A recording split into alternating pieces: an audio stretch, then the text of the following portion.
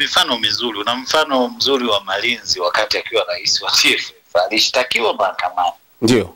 Na FIFA go ahead. Kwa hiyo kuna vitu vingine ambavyo viko beyond FIFA, sio kwamba ni wanayekumbatia kabisa kwamba kuna matumizi mabaya ya pesa. Kama ikitokea hivyo, kwa maana matumizi mabaya ya madaraka ambayo sasa sio tena tunaweza kusema kama ni masuala ya jinai, viongozi wa mpira wa miguu hawezi kwenda kushtakiwa kwamba huyu amekosea, ni kiongozi wa mpira wa miguu, anatakiwa achukue hatua kiasi fulani, pengine afanye jambo fulani au ajiuzulu na vitu kama hivyo. FIFA haiwezi kuona kwamba huyu mtu hili ni swala la jinai. Kwa hiyo kuna vitu vingine ambavyo viko beyond FIFA, sio kwamba ni wanayekumbatia anakumbatia. Wakati mwingine mashirikisho haya ya viongozi wao wanakuwa wana nafasi ya kuwasiliana moja kwa moja na FIFA, na pengine anaweza kaeleza vitu tofauti na vile ambavyo watu wanavisema, huku akasema pengine nataka kumtoa kwa kitu tofauti na kile ambacho ni lengwa. Pengine ni namna gani ya kunusuru? Mfano sasa hivi tuna CHAN au tuna AFCON. Mfano kama ikitokea kama hili sio la kweli au likitokea kwa maana nyingine, ili kuepusha watu ambao kwenye mamlaka kwenda kuripoti kama umeingiliwa mpira, lakini iripotiwa kutokana na tukio halisi ambalo limeonekana, ni namna gani ambavyo inaweza katokea ili kunusuru hayo mambo? Mimi nafikiri inabidi wahusika zaidi wasome hizo kanuni na taratibu.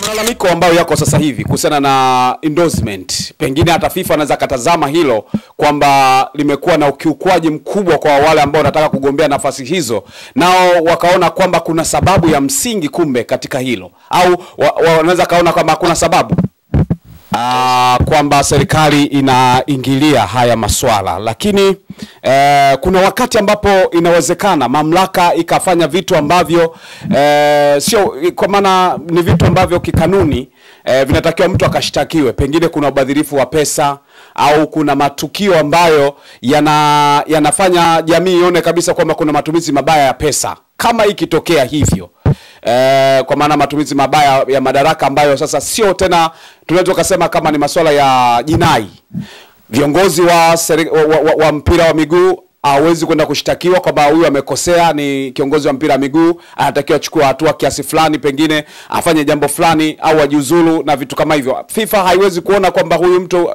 hili ni swala la jinai. Wewe una mifano mizuri, una mfano mzuri wa Malinzi wakati akiwa rais wa TFF alishtakiwa mahakamani. Ndio. Na FIFA go ahead. Kwa hiyo kuna vitu vingine ambavyo viko beyond FIFA, sio kwamba ni wanayekumbatia anakumbatia. Umeona kwa mfano Sefu Blatter alihukumiwa mahakamani, na bahati nzuri wewe una mifano mizuri ya Tanzania. Ndio. Malinzi, engineer Malinzi alipelekwa mahakamani na uongozi ambao ulikuwa uko chini yake. Kwa hiyo mimi nafikiri tufike mahali tu dig deeper, kwa maana tupate uelewa zaidi jinsi gani haya mashirikisho ya mpira duniani, lakini vile vile na shirikisho la mpira wa Afrika wanavyofanya kazi. Hiyo itaturahisishia kutokuwa na sintofahamu ambazo zipo. Sasa Peter Mshikirwa, wakati mwingine mashirikisho haya ya viongozi wao wanakuwa wana nafasi ya kuwasiliana moja kwa moja na FIFA, na pengine anaweza kaeleza vitu tofauti na vile ambavyo watu wanavisema, huku akasema pengine nataka kumtoa kwa kitu tofauti na kile ambacho ni lengwa. Pengine ni namna gani ya kunusuru? Mfano sasa hivi tuna CHAN au tuna AFCON. Mfano kama ikitokea kama hili sio la kweli au likitokea kwa maana nyingine, ili kuepusha watu ambao kwenye mamlaka kwenda kuripoti kama umeingiliwa mpira, lakini iripotiwa kutokana na tukio halisi ambalo limeonekana, ni namna gani ambavyo inaweza katokea ili kunusuru hayo mambo? Mimi nafikiri inabidi wahusika zaidi wasome hizo kanuni na taratibu. Hilo la kwanza, kujibidisha kwenye kusoma ni wakati gani unaingilia, wakati gani unaweka mipaka kati yako ya kwa namna ya serikali, lakini vile vile kwa maana ya mashirikisho. Alafu jambo la pili, wakati mwingine ni kutumia hekima na busara, kwa sababu kuna vitu vingine unaangalia athari ambazo zinaweza zikatokea vis-a-vis manufaa ambayo unaenda kuyapata. Kwa ni kama mzani, kuweka nani kwenye mizani, jambo lipi ambalo ni jema zaidi ambalo litakuletea manufaa, au jambo lipi ambalo ni baya lakini litakuletea athari nyingi. Ukumbuke mashindano kama haya ya kimataifa uongelei tu ecosystem ya mpira tu kwa maana ya mpira, wakati mwingine ni ajira, lakini vile vile ukumbuke nchi za Afrika Mashariki, moja ya sekta ambayo inaingiza mapato ni pamoja na sekta ya utalii. Kwa hiyo kuna watu watakuja scouters, agent, lakini team zitakuja na mashabiki.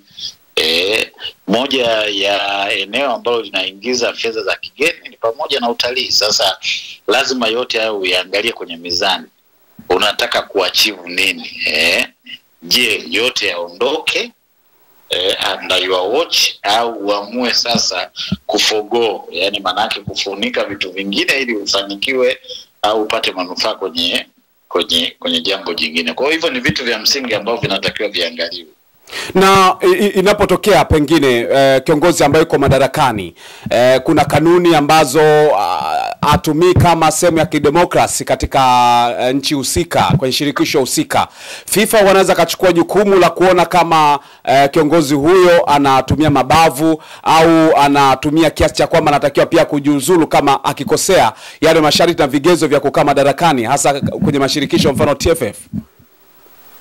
Kanuni zipi ambazo zinakiukwa? Manake hapo sasa unaniweka kwenye wakati mgumu. Kuna malalamiko ambayo yako sasa hivi kuhusiana na endorsement. Pengine hata FIFA anaweza katazama hilo kwamba limekuwa na ukiukwaji mkubwa kwa wale ambao wanataka kugombea nafasi hizo, nao wakaona kwamba kuna sababu ya msingi kumbe katika hilo, au wanaweza kaona kwamba hakuna sababu.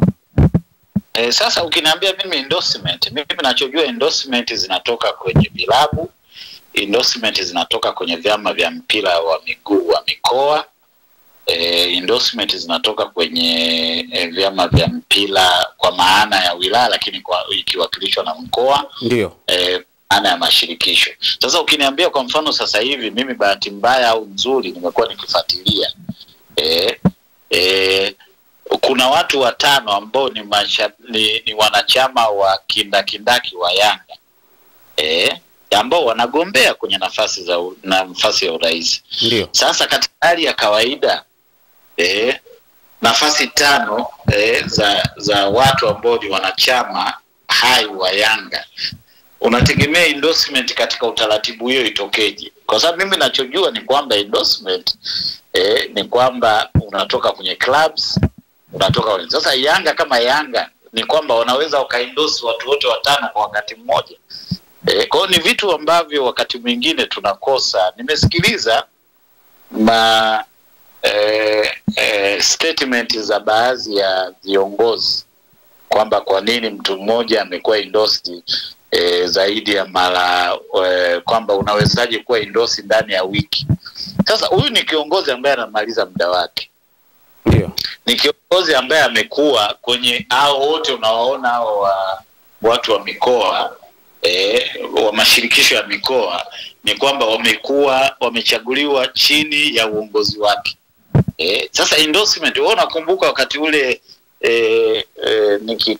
nikirifaa back wakati ule wa uchaguzi wa 2020, ndio 2005 wa Tenga 2015 2015 kwa maana 2020 ndio ambapo nafikiri ilikuwa marehemu Rais Magufuli na marehemu Edward Lowassa, waziri mkuu mstaafu. Ndio. Ilifika mahali ni kwamba Lowassa yeye alikuwa na endorsement kubwa nchi nzima, na ikafika mahali kwamba endorsement ya Magufuli ilikuwa ndogo kwa sababu ya numbers ambayo ya watu waliokuwa wanakwenda kujitokeza, na kuna sehemu nyingine kulikuwa na figisu kwamba akienda unakuta watu wa CCM wa ofisi wamefunga na. Kwa hivyo ni vitu ambavyo vipo na ni culture za Kiafrika, uwezo ukazikwepa.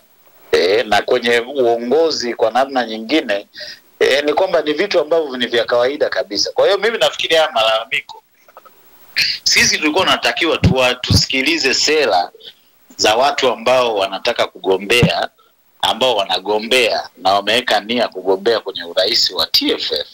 Watueleze sisi sera zetu, kwamba sera zao ni zipi na wanataka kuleta mapinduzi au mageuzi yapi. Sasa hizi changamoto ziko everywhere.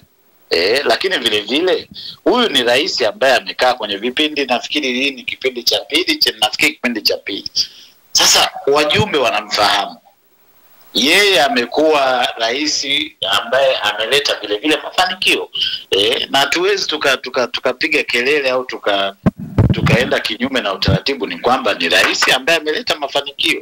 Lakini Peter Mshikilwa kama ameleta mafanikio, kwa nini kunakuwa na hofu ya kuhozi endorsement zote? Usiwaachie wenzio nao wakapambana ukawashinda kwenye sanduku la kupigia kura. Kwa nini ukawafunga mikono alafu na ukafunga na macho washinde kupigana ukaona wewe ndio unapiga ukiwa uko sawa sawa? Kwa nini isiwe fair kwamba nachukua tano naziacha zingine wengine wachukue, tukutane kwenye sanduku la kura? Yaani mtu anataka endorse. Ndio. Yaani wewe uko pale kwa ajili ya kumkataza kwamba mtu fulani asiniendorse. Mimi kuna wote wanataka waniendorse. Sasa natakiwa niache kwa sababu Juma anakuja kugombea?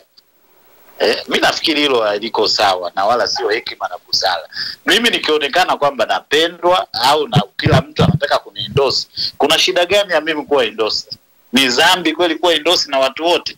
Kwamba nije pale niweke kwamba watu 5 watamuendorse sijui Alimayai, watu 5 watamuendorse sijui Mshindo Msola, watu 6 wamuendorse mtu fulani. Mimi nafikiri hiyo sio nani. Na nafikiri hizi ni cheap politics. Kwamba tufike mahali tunataka mpira uendelee. Sasa endorsement kama hizi, yani ukija na hizo argument, ndio maana nasemaje, hao watu hawakujipanga, waje watueleze sisi mafanikio vizavizi madhaifu ambayo yapo. Mwisho wa siku watu wajumbe ambao wanakwenda kupiga kula waone kwamba bana kweli huyu madhaifu ni haya na huyu mtu anakuja analeta kutofauti kwenye mpira. Alafu nikwambie kitu kimoja, huu mpira na uongozi ni vitu vili tofauti. Kuongoza ni swala moja, lakini vile vile kuwa kwenye mdau wa mpira ni swala jingine. Mimi naweza nikawa kuwa mdau wa mpira, lakini je, na karama au naweza nikaongoza huo mpira? Kwa hiyo mimi nafikiri hizi hoja ni hoja dhaifu tu. Endorsement mimi sioni kama ni hoja. Kwa hiyo ukisema manake endorsement zinamfanya mtu ashinde kwenda kuingia kwenye sanduku la kupigia kura, hata kama kwenye sanduku la kura atapata kura 2. Kama huyu anasema amefanya mambo makubwa, kwa nini asiache ule msemo unaosema be fair and positive? Kwa nini siache kwamba watu kawa fair? Watu wapite kusipo na kikwazo cha endorsement, wafike kwenye boxi la kupigia kura, wale wajumbe ndio waanze kuwakataa. Ni kama kuna vikwazo vinaibuka ili watu wengine wasiingie kwenye ushindani huo. Hofu inakuwa ni nini?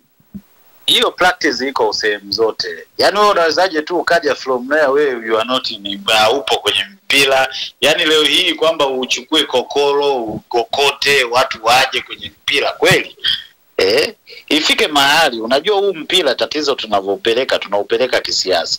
Mpira ni biashara kubwa. Nyuma ya mpira kuna industry ya madawa. Nyuma ya mpira kuna industry ya manufacturing, kwa maana utengenezaji wa jezi na vitu vingine.